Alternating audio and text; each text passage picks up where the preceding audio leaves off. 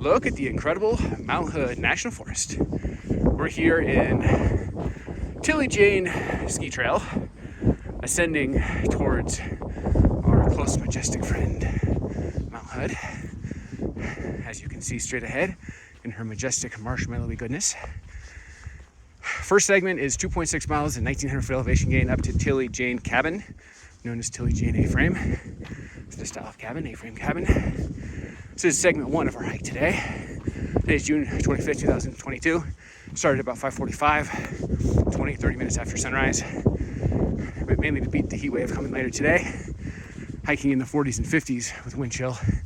Much preferable than hiking in the 70s and 80s as far as temperature and hydration management.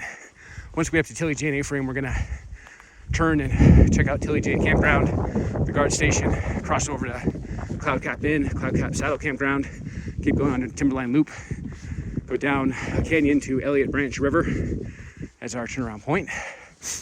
Eliot Branch River is no joke. It's considered maybe the most dangerous river in the entire 40-mile loop.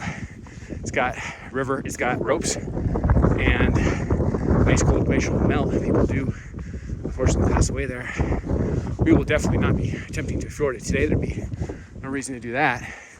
Only reason you fjord it is because you're doing a 40-mile loop and you have to. I would never voluntarily fjord an ice cold river if I didn't have to. And I certainly don't have to because I'm staying on the east side today. So we'll stop there, check out the Eliot Branch River, and turn around. You definitely don't want to take a dip in something like that. Obviously the currents, but it's actually a phenomenon called cold water shock, where if you're really hot and you jump into ice cold water, you can actually die. No joke. You can die within minutes. Be careful about that. So I wouldn't do it anyway, but just as a warning, be careful jumping into ice cold glacial water. So we're gonna go up there and then turn around and come back. Ends up being 8 miles and about 2,400 foot elevation gain. So respectable hike, mainly the elevation gain. 2,400 feet is nothing to sneeze at. I did 3,400 feet last week at ascending to the summit of Black Butte, but this 2,400 is still legit, and I'm taking the challenge seriously, as you always should. Brought 2 sugar-free Powerades with me. Definitely intend to drink those more towards the top. Pretty well hydrated, and it's only in the 40s, 50s with wind chill right now, so I'm feeling pretty good. But as we get later in the day, we'll eke up in the 60s and 70s, and it'll get hotter. So glad I've got a couple sugar-free Powerades on me. That should do me. Oh my gosh, look at that mountain.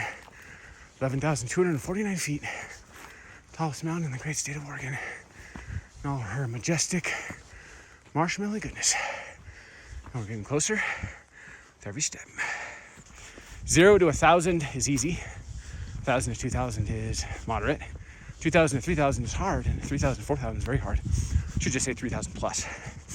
So at 2,400 feet, this would be in the hard range. It's no joke. If you're not accustomed to wilderness adventuring, exploring, and hiking, then it might be a little much. 2,400 feet is a real hike.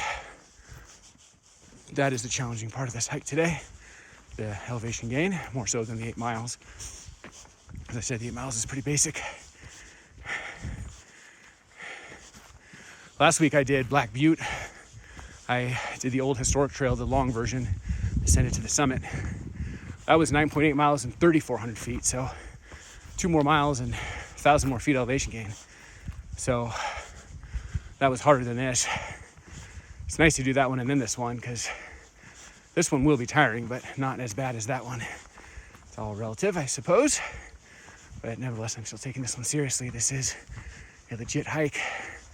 2,400 feet is exhausting. No matter how good of a hiker you are, you're gonna feel 2,400 feet. Typically be nice and sore next morning.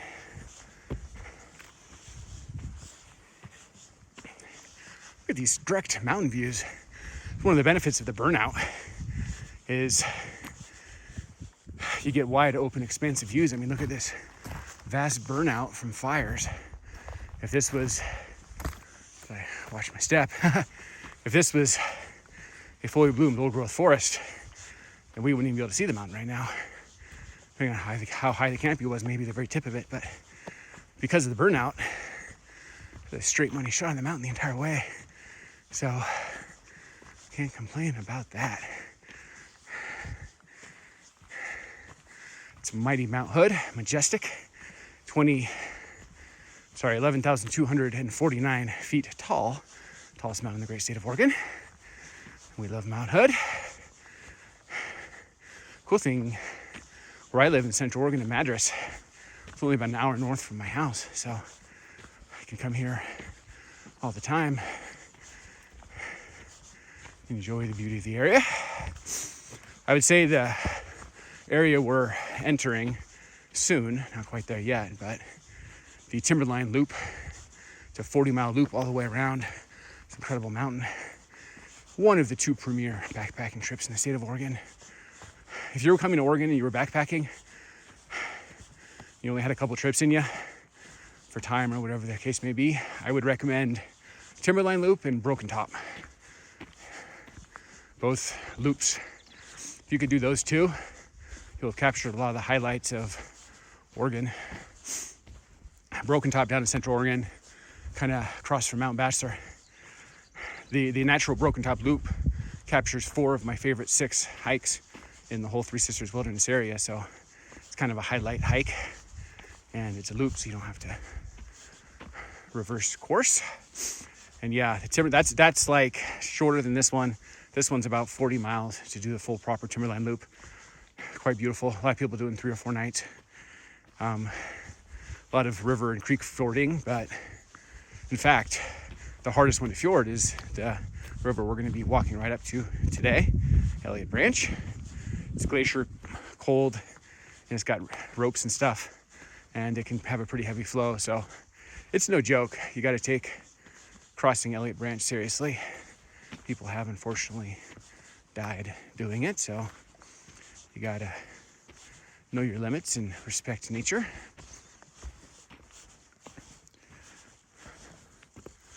What we're on today, Tilly Jane, kind of would be a connector point up to the Timberline Loop. We're going to be getting on the Timberline Loop, assuming the snow doesn't block us, which we'll see. Wasn't able to get a trail report on that part. I know I can get up to Tilly Jane Cabin, which is about 5,700 feet. That's a 5.3 out and back. I'm hoping I could then turn right and go over to Cloud Cap and over to Timberline and over to Eliot. It's not really gaining much elevation at that point, so in theory, if Tilly Jane's melted, it should be melted too, but you never know with the angles. If it's forest canopy and shadowy, maybe it's a different temperature and hasn't melted yet. That's the component that is unknown. Wasn't able to get a trip report of that area, so we shall see. If I can go all the way to Eliot Branch River, I will, but if I can't, oh well. At the very least, I'll make it to Tilly Jane, because I know it's clear to there. Trip report as of a few days ago. So that's the plan. Insights into the mind of a planner, perhaps a hyperplaner, but to me that's part of the fun of doing this, is the contingency planning. I enjoy every aspect of wilderness adventuring, from the game theory planning to the preparation to the logistics to the actual hike. If every part of it's fun, then you know you'll have a good time. The burnout section here on the east side of Hood in this Tilly Jane A-frame area, very similar to the burnout over in Three Fingered Jack area, Mount Jefferson Wilderness and the Mount Washington Wilderness, all very similar. I figure if you're gonna do the hard part, which is ascending to Tilly Jane, might as well explore the up area as much as you can. It's relatively lateral and flat. If we go down to Eliot Branch Canyon, Eliot Branch River down the canyon, we got to go back up another 500 feet, but I think that's well worth it. Go check out the river. It's a pretty epic river. Speaking of bear attacks, we don't have grizzlies in this area, just black and brown bears. There's actually never been a documented case in Oregon history of a human being dying from a bear attack. So fear of bears should definitely not deter you in the state of Oregon, you should be bear aware, have a proper and healthy respect. We have made it. Behold the mighty Tilly Jane A-frame. Built in 1939 by the Civilian Conservation Corps. This is here Mount Hood National Forest of Oregon. Large A-frame log cabin shelter, rentable on recreation.gov. We hiked in from that direction to our left, 2.6 miles, 1,900 foot elevation gain to get up to this incredible A-frame log cabin shelter. This is a very incredible area. On the back to the right there's actually several picnic tables and fire pits. Have yourself a good old time. Here is the back area, if you were all curious what it's like to hang out at Tilly Jane A-frame cabin. A little fire pit in the middle, a couple picnic tables. They even have a community shovel. This area is quite awesome. It'd be pretty fun to come up here and stay the night, wouldn't it? Just past Tilly Jane, and now we're heading over to, I think, a storage shed. You go a little farther this way, we're gonna hit the Tilly Jane campground, which has 15 primitive camping spots, as well as a guard station. Guard station is rentable at recreation.gov, just like the Tilly Jane A-frame is. I will give you a heads up right now, the Tilly Jane A-frame is closed due to COVID, even though it's June 25th, 2022, for day use, so it is padlocked and you can't get in. It's unfortunate, I was hoping to get in, but oh well. So now we're seeing the official signage for the Tilly Jane area and campground. I'll come over here, and if you want to read this. Very cool. I can tell you from my own research, Tilly Jane A-frame cabin we just looked at was built in 1939 by the CCC, Civilian Conservation Corps, 1939.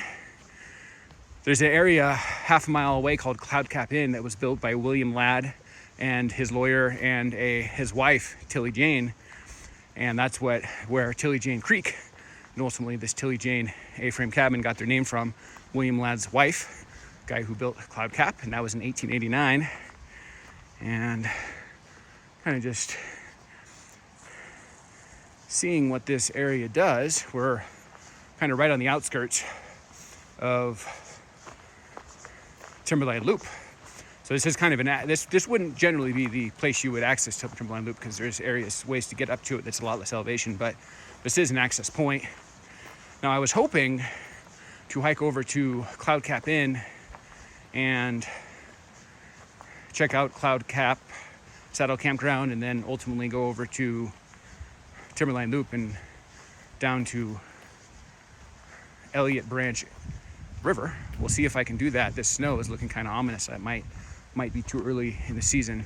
As I said, today is June 25th, and this area just became accessible like the last week to 10 days. So it might be too aggressive to try to go do Eliot Branch. Well, it's the end of the road for this particular trip. We've climbed up to Tilly Jane A-frame. Was hoping to connect on to Timberline Loop, but as you can see, the snow is way too heavy at this point in the year. We're here at the American Legion Camp here in Oregon, and we've got a beautiful amphitheater as part of our American Legion Camp. A little signage over here, this is amphitheater. This direction we have a little bit of a drop off. We're looking down on Tilly Jane Creek.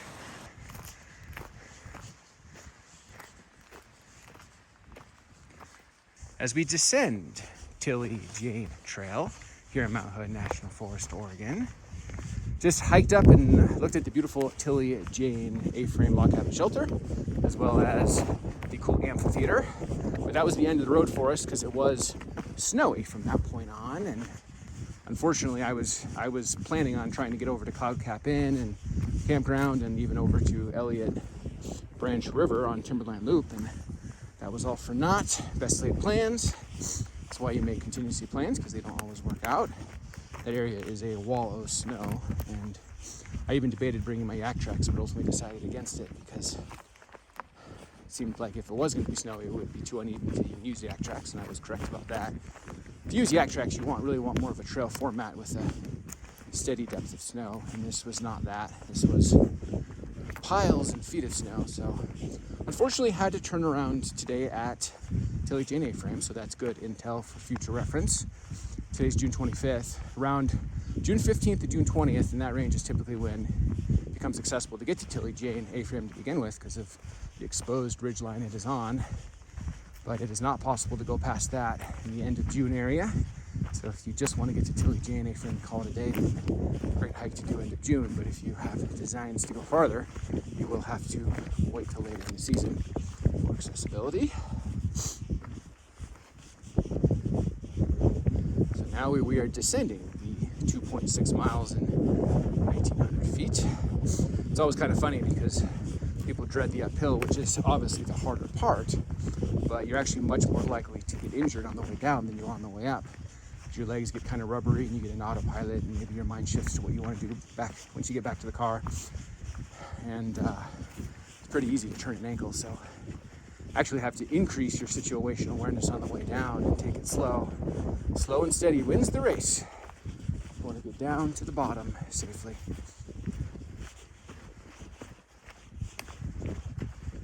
Started this hike about 5:45, about 20 minutes after sunrise.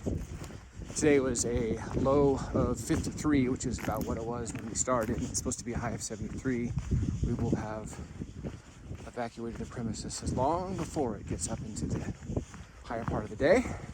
In fact, it only took us about an hour and a half to ascend to the top. Given the elevation gain, that's a pretty decent rate. Hung out at the top for a bit and admired Tilly Jane A-frame as well as the amphitheater and some signage and all that stuff. And now we are headed down. Down is typically faster than up, so I would be surprised if it took longer than an hour and a half to go down. So all in all, it'll be under 3 hours for a round trip and hanging out at Tilly Jane a bit. So pretty short and sweet hike. Said I was budgeting for more. I was thinking we were gonna go explore several points of interest up in this Alpine Zone, but that was for naught today. That's okay, because I have other hikes in the area that will cover those, so I will get to my destinations one way or the other. And we are descending from Mount Hood and admiring beautiful mountains to our left.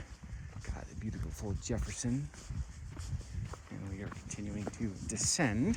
We have climbed 2.6 miles and 1,900 feet, and now we are headed back down from whence we came.